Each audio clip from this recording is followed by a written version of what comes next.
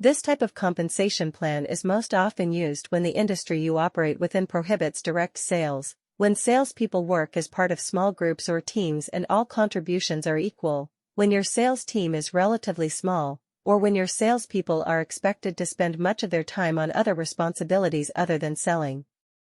However, these plans don't tend to offer motivation to salespeople, as there are no incentives for them to work harder. Salary plus commission sales compensation plans are possibly the most common plans used today. They're structured in a way that salespeople receive a lower base salary along with commission pay that makes up the majority of the total compensation.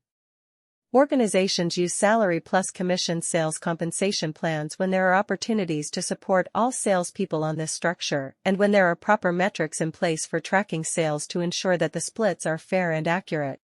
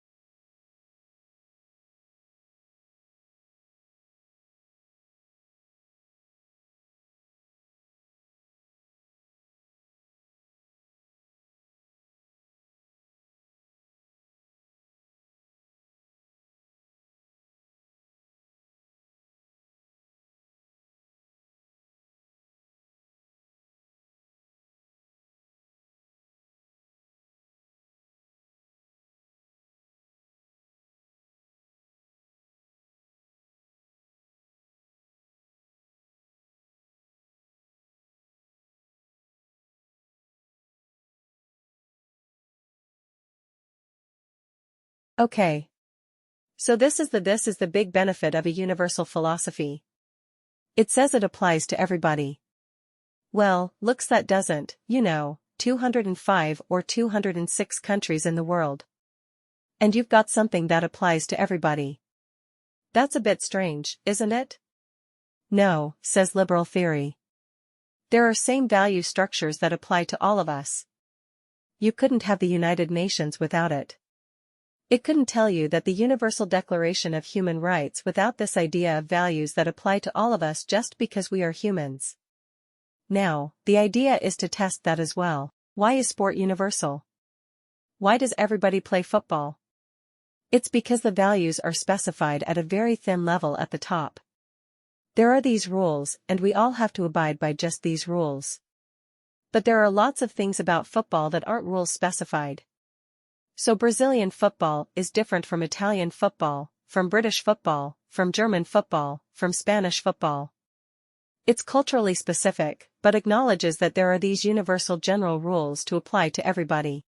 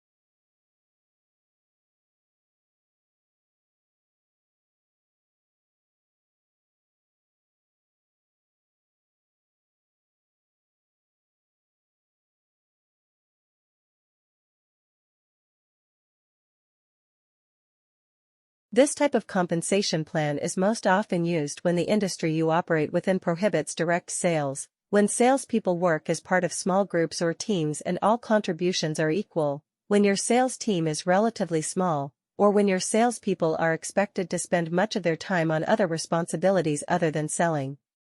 However, these plans don't tend to offer motivation to salespeople, as there are no incentives for them to work harder. Salary plus commission sales compensation plans are possibly the most common plans used today. They're structured in a way that salespeople receive a lower base salary along with commission pay that makes up the majority of the total compensation.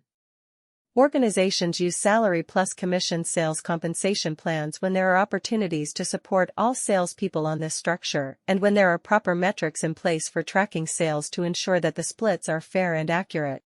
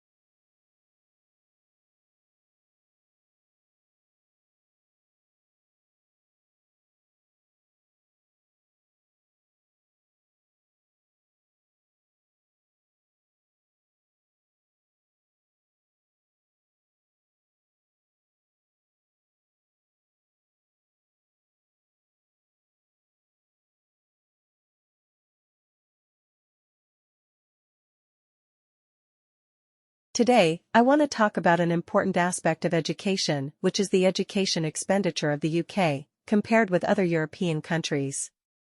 Based on a recent paper published in The Economist Journal, UK has only spent 1% of its total GDP on tertiary education, which was insufficient as compared with other European countries such as Finland and Denmark. For instance, the expenditure of Spain is close to the UK in some cases in 2007, and this survey conducted among 50 major cities around the country. However, Denmark and Finland spent much more than the other European countries. So, if we decide to compare the education expenditure of the UK with various developing countries, we will find mind-boggling figures in this regard compared to the other countries.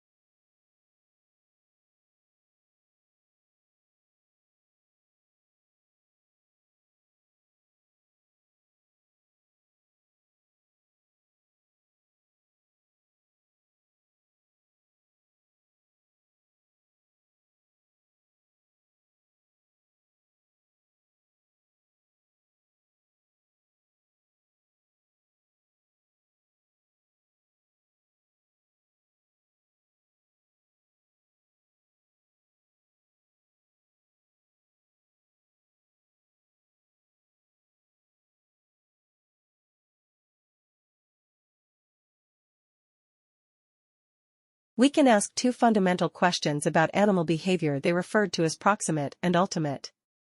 Proximate questions are those concerned with the mechanisms that bring about behavior. Ultimate questions are those concerned with the evolution of behavior. We can divide the proximate and ultimate into two sub-questions. For proximate, how does behavior develop, and secondly, what causes the behavior? For ultimate, you can ask how did the behavior evolve and secondly, what is the adaptive of significance of the behavior? What's its purpose? Together, these comprise what are called Tinbergen's 4 questions about animal behavior. Nico Tinbergen was one of the founding fathers of the study of the animal behaviors. These questions represent different ways of studying animal behavior, and understanding the difference between those 4 questions are fundamental to understanding behavior and indeed the whole of biology. How do we study animal behavior? Well, that depends on the type of question we're hoping to answer.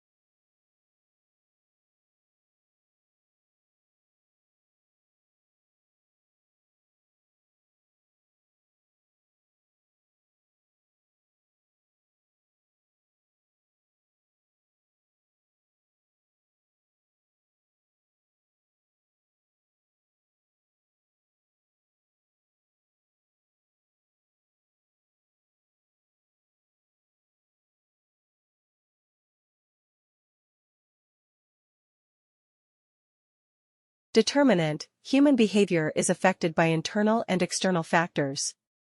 At the end of lecture, the speaker mentioned that psychologists are interested in explaining human behavior.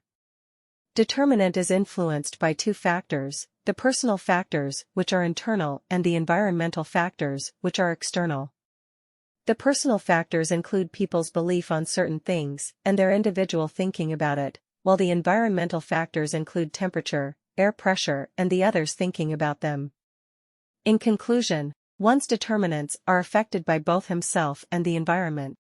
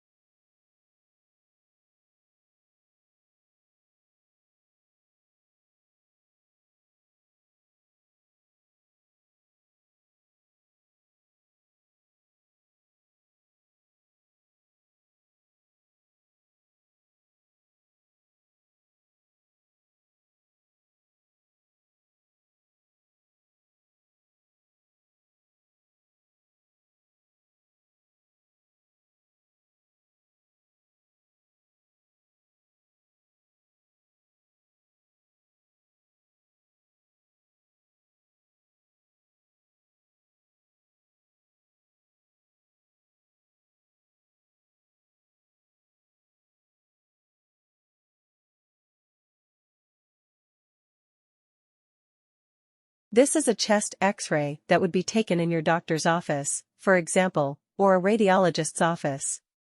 And it is a good example of biomedical engineering and that it takes a physical principle, that is how X-rays interact with the tissues of your body, and it uses that physics, that physical principle to develop a picture of what's inside your body, so to look inside and see things that you couldn't see without this device. And you'll recognize some parts of the image. You can see the ribcage here. The bones, you can see the heart is the large bright object down here. If you have good eyesight from the distance, you can see the vessels leading out of the heart and into the lungs, and the lungs are darker spaces within the ribcage.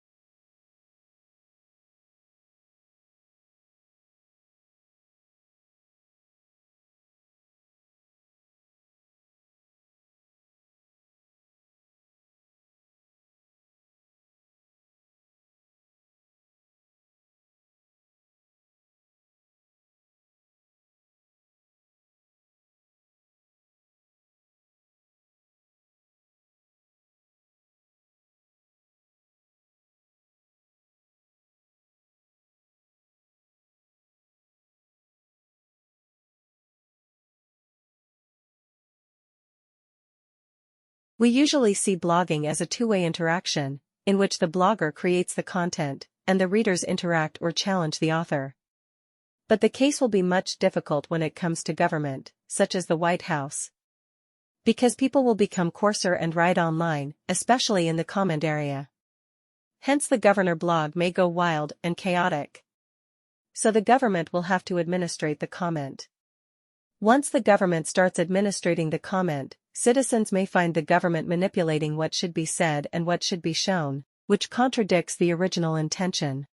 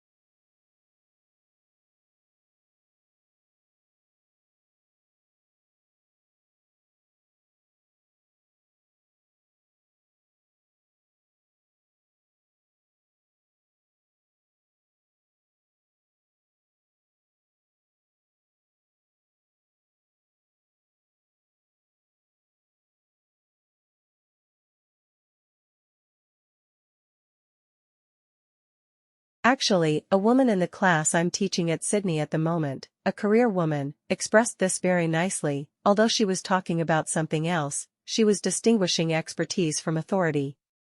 And certainly linguists, because of our training, we do have expertise in certain very narrow areas of language, but we don't have the authority over what to do with that knowledge or what to do with other knowledge that the community produces. I guess for me the bottom line is languages are lost because of the dominance of one people over another. That's not rocket science. It's not hard to work that out.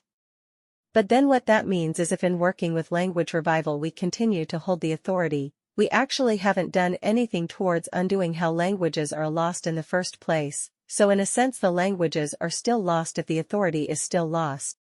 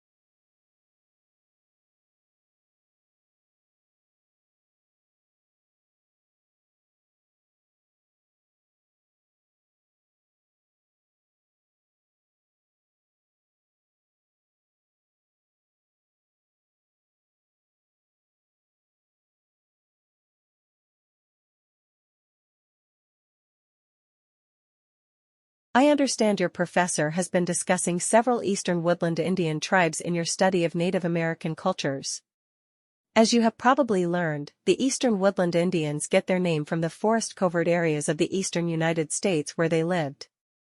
The earliest woodland cultures date back 9,000 years, but the group will focus on dates back only to about 700 AD. We now call these Native Americans the Mississippian culture, because they settled in the Mississippi River Valley. This civilization is known for its flat-topped monuments, called temple mounds. They were made of earth and used as temples and official residences. The temple mounds were located in the central square of the city, with the huts of the townspeople built in rows around the plaza. The Mississippian people were city dwellers. But some city residents earned their living as farmers, tending the fields of corn, beans, and squash that surrounded the city. The city's artisans made arrowheads, leather goods, pottery, and jewelry.